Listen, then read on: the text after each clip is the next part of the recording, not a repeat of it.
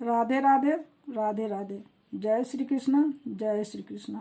मैं प्रेरणा स्रोत YouTube channel में आप सभी का स्वागत करती हूँ। कपिल मुनि का जन्म। ब्रह्मा जी ने कंदरम मुनि से कहा कि आप ही सृष्टि रचने का कार्य कीजिए।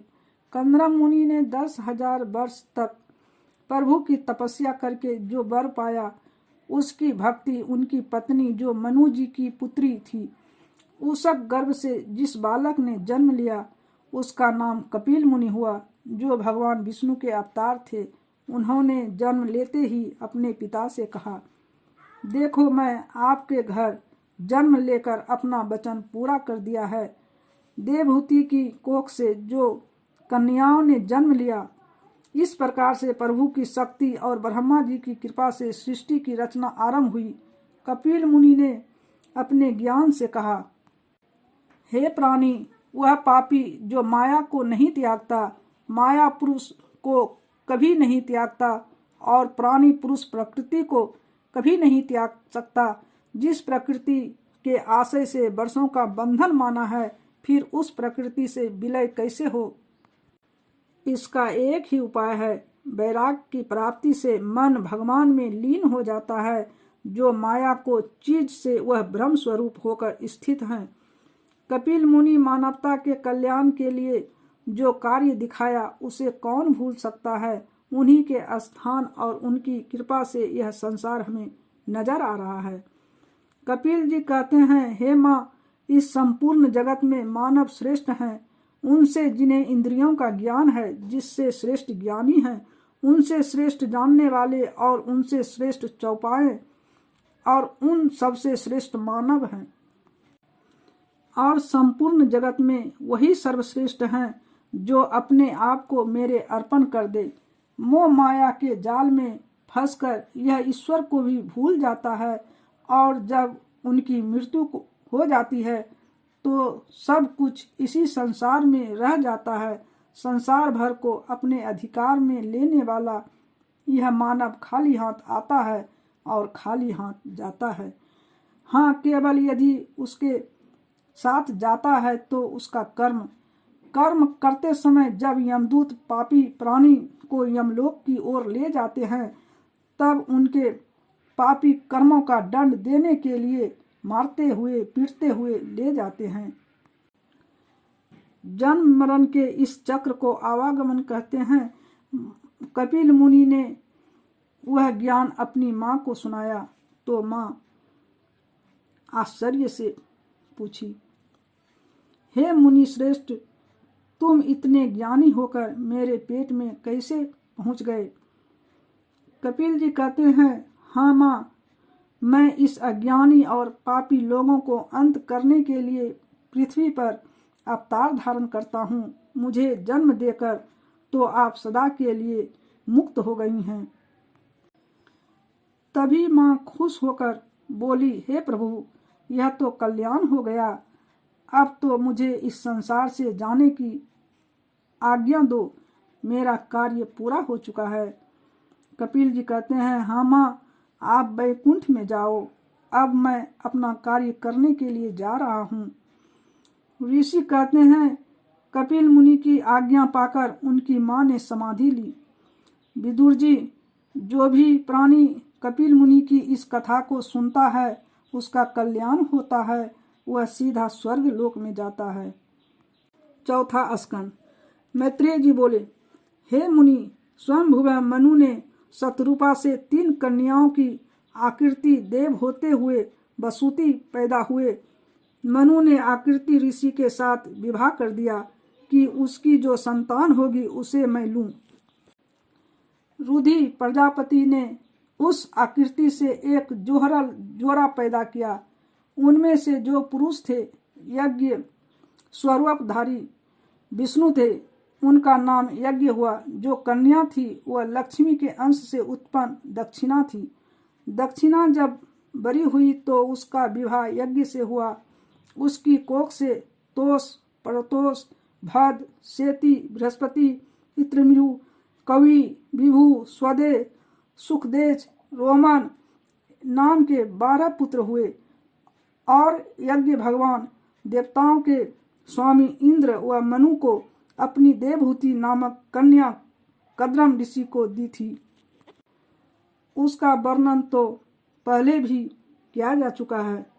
मनु ने प्रसूति नाम की कन्या दक्ष प्रजापति को दी, जिसके वंश से 3 लोक भर गए।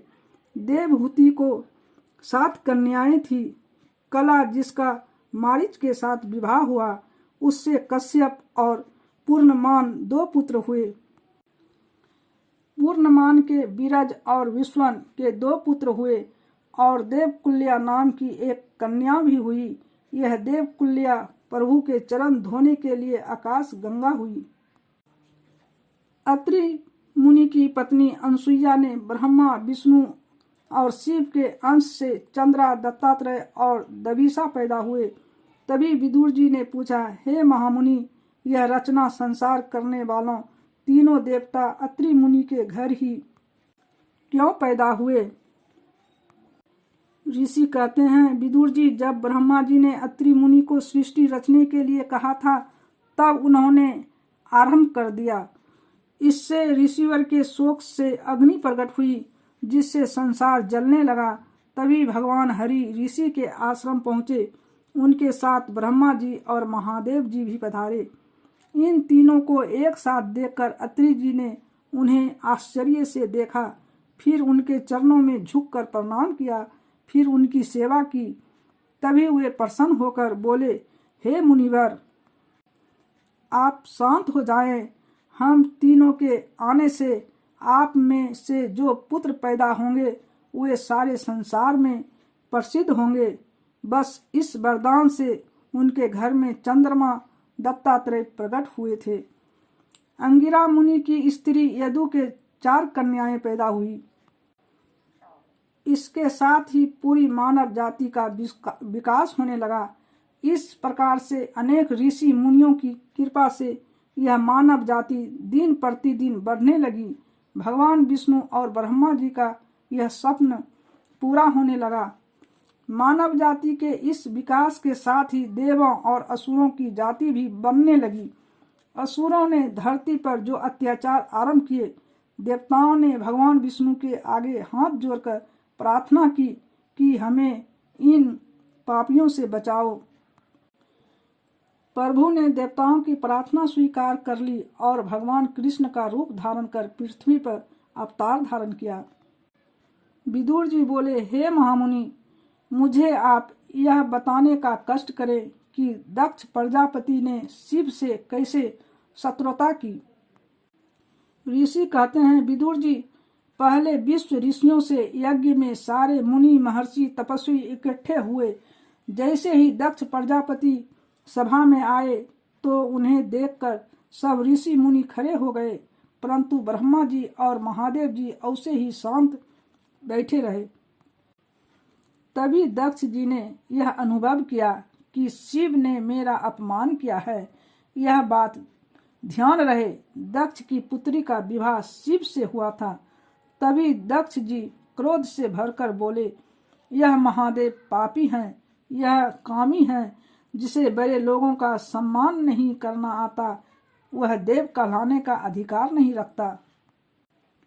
शिव जी का यह अपमान सुनकर नंद किशोर जी ने दक्ष को यह श्राप दिया कि यह दक्ष देवाभिमानी वाला, बुद्धि से आत्मा का मूल समान होकर निरंतर स्त्री की कामना करने वाला होगा। फिर थोड़े दिनों के पश्चात इसका मुंह बकरे की भांति हो जाएगा और इस सभा में जितने पंडित बैठे हैं शिव जी की बुराई सुन रहे हैं, वे सब लोगों के घरों से भोजन मांगकर खाएंगे और निर्धन हो जाएंगे। इस प्रकार से राजा दक्ष और शिव जी की शत्रुता चली। वह लंबे समय तक चलती रही। इसी शत्रुता के कारण एक बार देवताओं और शिव जी का युद्ध भी हुआ, जिसे ब्रह्मा जी ने देवताओं से क्षमा मांगकर समाप्त करवाया। इसी युद्ध में दक्ष ऋषि का सिर कटा। जब ब्रह्मा जी ने उन्हें यह सिर जोड़ने के लिए कहा तो शिव जी ने उसके जगह पर बकरे का सिर लगाकर दक्ष को नया जन्म दिया। शिव जी ने अपने अपमान का बदला ले लिया। इसके साथ ही उनके प्रतिशोध की आग ठंडी हो गई। अभी बस इतना ही, मिलते हैं दूसरे वीडियो में। धन्यवाद। हर हर महादेव, हर हर महादेव।